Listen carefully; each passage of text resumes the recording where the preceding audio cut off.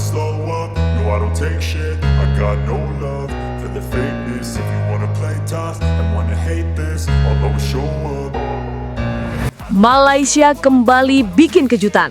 Di tengah panasnya persiapan menuju FIFA Series 2026, tiba-tiba mereka mengajukan diri untuk ikut turnamen tersebut dan meminta ditempatkan di grup C, grup di mana Uzbekistan ditunjuk FIFA sebagai tuan rumah resmi.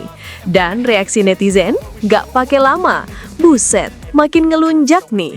Komentar yang muncul hampir seragam, kaget, geli, sedikit sebal, tapi ya begitulah, drama sepak bola Asia Tenggara memang tidak pernah sepi. FIFA Series 2026 semakin dekat dan pelan-pelan turnamen ini berubah menjadi sesuatu yang jauh lebih besar daripada sekedar uji coba resmi. Dari awalnya ditujukan sebagai panggung kompetitif agar negara-negara lintas konfederasi bisa saling bertemu tanpa batasan kawasan, kini FIFA Series menjelma menjadi arena diplomasi sepak bola yang lebih halus. 8 negara telah dipilih FIFA sebagai host utama, ada Indonesia, Australia, Uzbekistan, Kazakhstan, Azerbaijan, Mauritius, Puerto Rico, serta Rwanda. Masing-masing memegang sebuah grup, masing-masing sedang merapikan segala hal teknis, dan masing-masing diberi amanah untuk memperluas jangkauan event baru ini. Di tengah semua proses itu, Indonesia sudah settle sebagai tuan rumah grup A. Australia memimpin grup B, Uzbekistan mengawal grup C, Kazakhstan bertanggung jawab untuk grup D, Azerbaijan, Mauritius, Puerto Rico, dan Rwanda mengisi grup E hingga H sesuai penugasan FIFA. Semua berjalan rapi dan stabil sampai nama Malaysia muncul membawa proposal kontroversial. Negeri jiran itu yang belakangan sibuk dihantam isu naturalisasi gila-gilaan, tiba-tiba mengajukan diri dan mengatakan ingin masuk grup C bersama Uzbekistan. Alasan mereka karena merasa ingin berada di zona perkembangan sepak bola Asia yang dinamis, ingin berada dekat negara-negara ASEAN yang dapat spotlight FIFA, dan ingin menempatkan Malaysia tetap relevan di peta regional. Masalahnya, publik membaca langkah itu dengan kacamata yang berbeda. Lah, kemarin nyinyir soal Indonesia jadi host. Sekarang mau ikut juga. Pinter kali muternya. Begitu kira-kira komentar yang memenuhi lini masa. Singapura sebelumnya sudah memastikan diri berada di grup B bersama Australia. Indonesia sudah mantap di grup A. Publik mengira ASEAN hanya akan diwakili 2 negara saja. Tetapi, Malaysia masuk dengan timing yang membuat orang bertanya-tanya, kenapa harus sekarang? Kenapa harus di saat federasi mereka sedang goyang? Kenapa justru memilih momen ketika internal mereka sedang dikejar isu dokumentasi pemain? Drama pun pecah di mana-mana. Tentu saja, Uzbekistan sebagai tuan rumah grup C tidak mempermasalahkan siapapun. Mereka negara yang terbuka, memiliki reputasi cukup baik di mata FIFA, dan selalu menjadi tuan rumah yang profesional. FIFA sendiri juga tidak menutup pintu bagi negara yang ikut bergabung. Tapi bukan itu inti masalahnya. Yang membuat situasi menjadi kontroversial adalah persepsi publik, terutama netizen Asia Tenggara. Banyak yang melihat bahwa langkah Malaysia bukan sekedar ingin ikut turnamen. Mereka tampak seperti sedang mengejar spotlight yang kini mengarah kuat ke Indonesia dan Singapura. Dalam beberapa bulan terakhir, Indonesia mendapatkan 2 sorotan besar sekaligus, FIFA Series sebagai host grup A, dan FIFA ASEAN Cup yang juga menempatkan Indonesia dalam radar global. Ditambah pergerakan Singapura yang ikut Australia di grup B, wajar bila Malaysia merasa ketinggalan kereta. Namun publik justru melihat Malaysia terlalu terburu-buru. Kondisi internal federasi mereka sedang panas-panasnya. Isu naturalisasi meledak di mana-mana. Mulai dari proses percepatan kewarganegaraan yang dianggap tidak wajar, rumor pemain yang tidak memenuhi syarat tinggal, hingga dugaan manipulasi dokumen. Federasi mereka diprotes dari berbagai arah. Media lokal menekan, fanbase mereka terpecah 2, satu mendukung, satu lagi mengecam cara kerja federasi. Normalnya, negara dengan kondisi seperti itu akan fokus perbaiki rumah sendiri dulu sebelum melangkah ke panggung internasional. Tapi Malaysia justru melangkah gaspol ke arah turnamen baru FIFA. Ini yang membuat publik ASEAN menganggap langkah Malaysia bukan strategi matang, tapi langkah panik. Karena jujur saja, FIFA Series bukan panggung untuk cuci muka. Ini panggung reputasi global. Kalau dilihat dari perspektif Malaysia sendiri, langkah mereka sebenarnya bisa dipahami.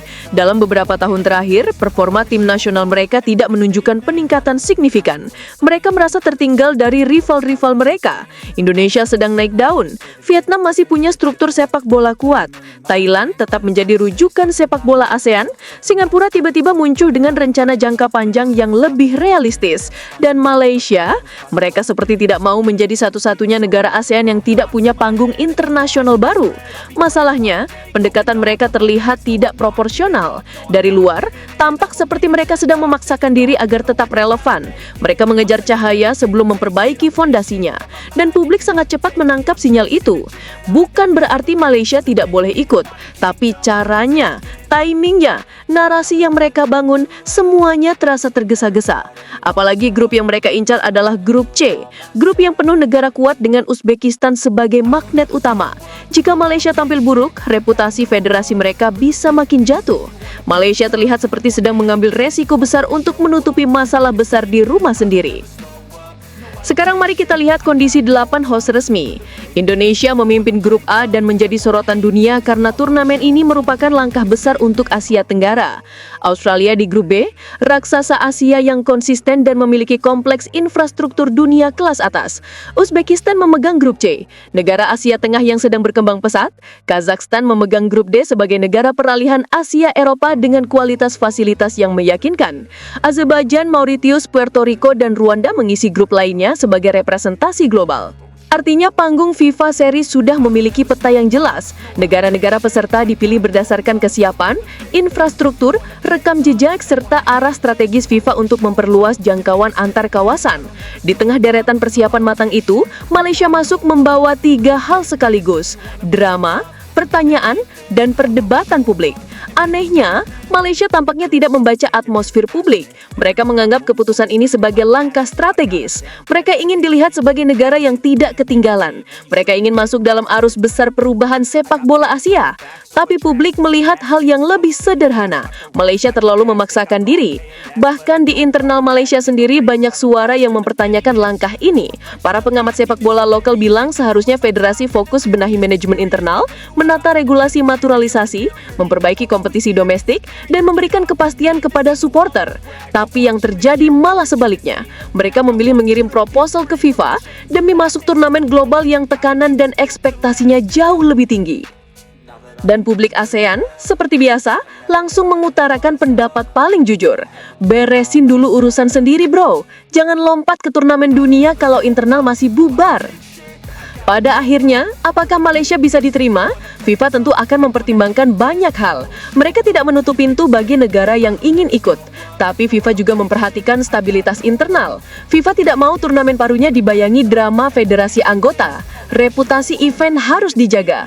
FIFA Series 2026 adalah panggung bagi negara-negara yang ingin naik level secara profesional. Tapi bagi Malaysia, turnamen ini justru menjadi ujian moral dan arah federasi mereka sendiri.